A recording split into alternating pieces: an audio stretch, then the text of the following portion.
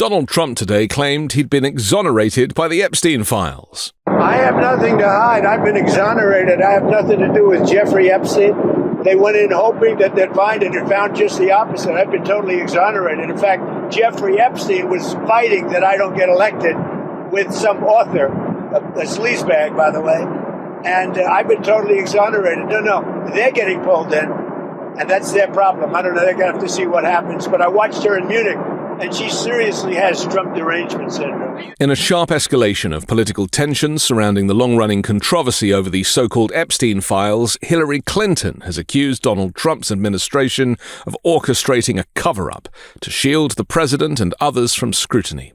Speaking in Berlin during an international policy forum, the former Secretary of State argued that the Justice Department has been deliberately slow and selective in its release of documents connected to Jeffrey Epstein, the disgraced financier who died in federal custody in 2019 while awaiting trial on sex trafficking charges. Clinton's remarks came after the Department of Justice released millions of pages of material linked to investigations into Epstein and his longtime associate Ghislaine Maxwell. Maxwell is currently serving a 20-year prison sentence for her role in facilitating Epstein's abuse of underage girls. While the release marked one of the largest disclosures of investigative records in recent U.S. history, critics across party lines have questioned whether key materials remain withheld, including, potentially, millions more documents.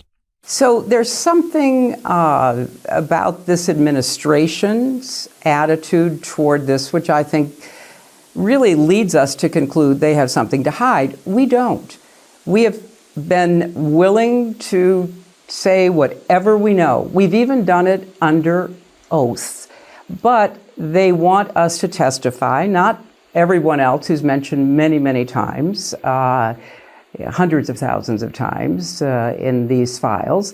So we've said, fine, let us do it in public. They are accused and in both cases were convicted of horrific crimes against girls and women.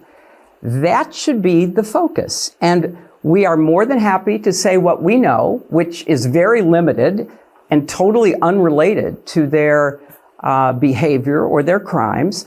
And we want to do it in public because let's make this transparent. The survivors deserve that. The public deserves that. But, you know, the Republican member of Congress who is running this hearing or this investigation is trying to protect the president. Whilst officials acknowledge that millions of pages were excluded due to sensitive medical data, graphic material involving minors, or information that could jeopardize ongoing investigations, Hillary Clinton contended that these justifications do not fully explain the gaps. Get the files out, she said, urging full transparency. In her view, the regime is intentionally dragging its feet and redacting names without adequate explanation. She described what she sees as a pattern of obfuscation that raises legitimate public suspicion.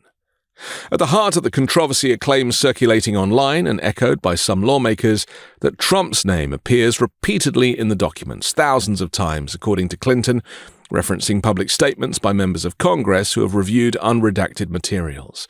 She argues that only a complete, unfiltered release will clarify the truth and dispel misinformation.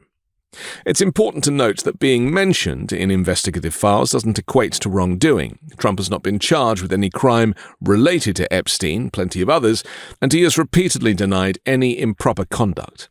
The Justice Department has previously dismissed certain allegations against him as unfounded and politically motivated. Mr. Trump, President Trump, is mentioned, some say, 1 million times in the files. People in his cabinet are mentioned. That is correct? That's what it says, you know, on the internet over and over again. Well, let's find out what the truth is. That's why we want it to be transparent and in public. If I have to do it behind closed doors, they're not going to like what I have to say because I have very strong opinions about what it is they're hiding and who they are protecting. Responding to Clinton's accusations during remarks to reporters aboard Air Force One, Trump insisted he has nothing to hide. He characterized himself as fully cleared of any connection to Epstein's crimes and accused Clinton of attempting to deflect attention from her own political vulnerabilities. They looked and found nothing, Trump said, reiterating that he had severed ties with Epstein decades ago. He also argued that the administration's document releases demonstrate a commitment to openness rather than concealment.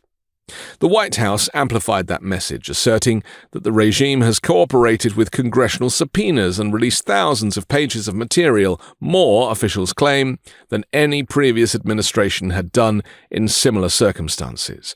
What they leave out, of course, is that the Justice Department's hands were tied whilst the investigation of Ghislaine Maxwell was underway.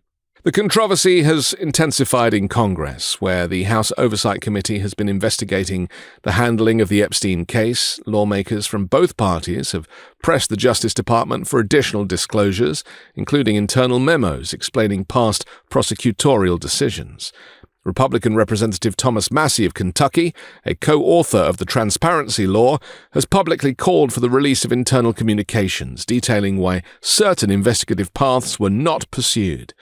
Other lawmakers argue that without such documentation, the public cannot fully evaluate whether justice was administered fairly. Meanwhile, the Clintons themselves have been drawn into the inquiry. Although neither Hillary nor former President Bill Clinton has been accused of wrongdoing by Epstein survivors, their names do appear in portions of the records, reflecting social and professional overlaps within elite political and philanthropic circles. The Oversight Committee initially moved to hold the Clintons in contempt of Congress after they declined to testify. The couple later agreed to appear, shelving the contempt vote.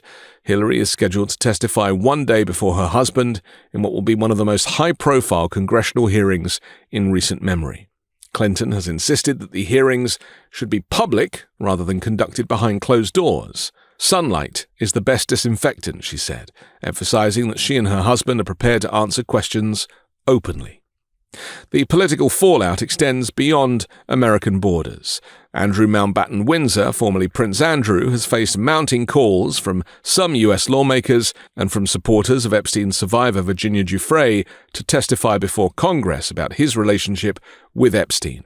Andrew has consistently denied any wrongdoing and reached an out-of-court settlement with Giuffre in 2022 without admitting liability.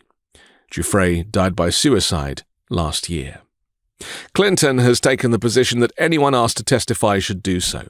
Everybody should testify who is asked, she said, framing the issue as one of equal treatment under the law. She suggested that selective enforcement or selective scrutiny risks undermining public trust.